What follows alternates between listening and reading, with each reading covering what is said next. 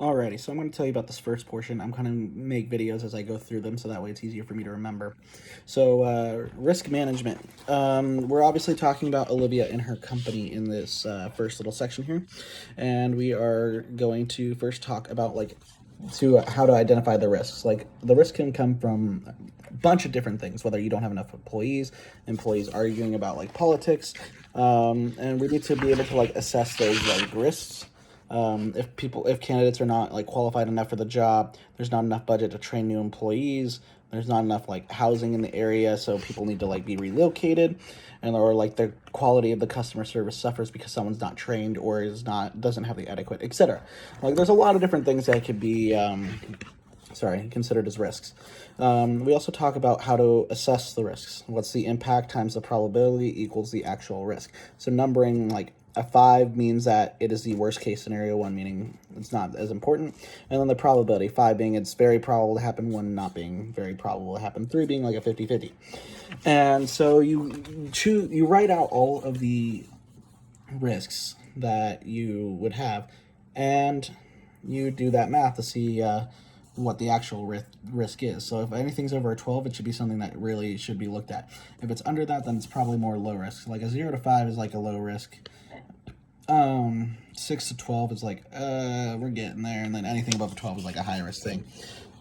So what we can do to help resolve these risks, like we could create a risk matrix which kind of shows all that math out. Or we could also try to tame the risks. So taming the risk is we could transfer the risk, so we could like shift it onto a third party, like Olivia does with the like housing agency. Or we could accept the risk, so acknowledge it and deal with it if or when it occurs, depending if it's like going to happen. We can mitigate the risk, which is like more reducing the probability of the impact, and then or we could eliminate the risk, which is like just eliminating it entirely. So yeah, then we have to come up with a risk management plan. So on page 86, I kind of give an example of what you could do, like a little chart. So the more higher risk things could be like you put the risk, you put the score, you put you're writing down what your strategy is to tackle this risk if it occurs, and then you also like delegate it to somebody too. So like who will be in charge if this happens. So that way it's not all put on one person and they feel stressed out and they can't do the project. See you in part 2. Alrighty, here's part 2. So we have to start with developing the work breakdown structure, the WBS. So pretty much like what this does is we are pretty much like making out like a little chart that will help us like figure out how much work needs to be done and how much time. And there's a bunch of other things that I'm going to get to in a second that correspond to that. So like you can use mind maps to help create this, and once you utilize those mind maps, you can put everything onto the actual WBS, which will have like the status, the percentage done, what is being delivered, or the components that are involved into it. And then there's a few other like things that'll come down the road. So next we have like the sequence activities and the dependencies. So the sequence activities is like a sequence is like normally you do one thing, then the next, and then the next. But there's a few different types of sequence activities that you can do, and they're all based on the dependencies of whatever you're doing. So like, for example, the dependency is like the relationship between the start or the activities that are reliant on each other from the start to the finish. So there's several different types of like dependency plans. There's the finish to start, where you have to finish one task before you can start the next one. Hold on, I'm recording a video for class. You just actually interrupted it. Great job. Sorry. So, and then there's a start to start, where some of the activities overlapped, and like the start of one task triggers the start of another. And then there's finish to finish, where pretty much like some activities can't be finished until others are finished.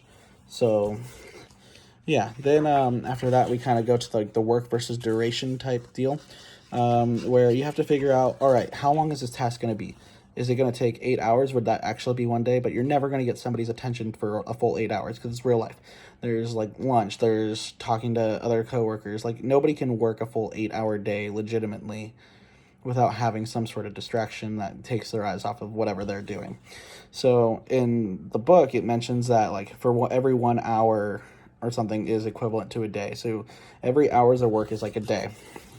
And it has some formulas in there and stuff for us to work. So the work does not actually equal the duration. So drawing out each task by over a period of days allows for less risk management and allows for you to plan properly as well. So you could also estimate the duration of a project to draw on your own experience. You could ask for a reference. You could get advice from outside experts, or you could use the PERT formula to help tackle it, which is like using the optimistic time, the most likely time, and the pessimistic time. Yeah, and then once you kind of put those in, you have a start date and an end date for the entire project, and then start date and end date for each different activity that's inside of the overall umbrella of the project. So like lastly, we have the critical path. So the critical path is the longest sequence of scheduled activities that must start and end scheduled that determine the duration of the project.